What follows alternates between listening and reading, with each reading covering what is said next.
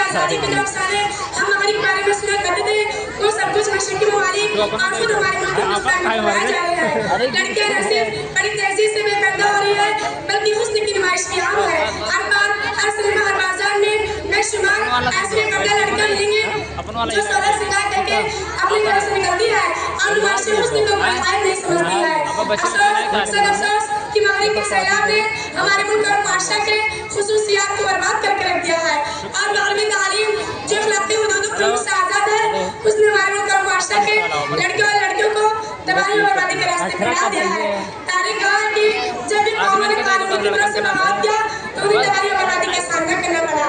कहाँ भागे चली जाती हो यारो जानी बिन मगरिब, कहाँ भागे चली जाती हो यारो जानी बिन मगरिब, उधर सूरज भी जाता है तो जाकर डूब जाता है। अल्लाह का फरमान है इन्नल्लाह ला युगय्यिरु मा बिक़ौमिन हत्ता युगय्यिरु मा बिअनफुसिहिम। इस आयत करीमा की तर्जुमानी मौलाना अल्ताफ हुसैन हाली ने क्या खूब कहा है, खुदा ने आज तक उस कौम की हालत नहीं बदली, खुदा ने आज तक उस कौम की हालत नहीं बदली जो जिसको ख्याल आप अपनी हालत के बदलने का। ये कानून फितरत से पर्दा भी कानूनी फितरत है, अगर इसको उतारने की कोशिश की जाए तो सही तबाहकारी आबादियां समाज और माशरे में दूर करेंगी।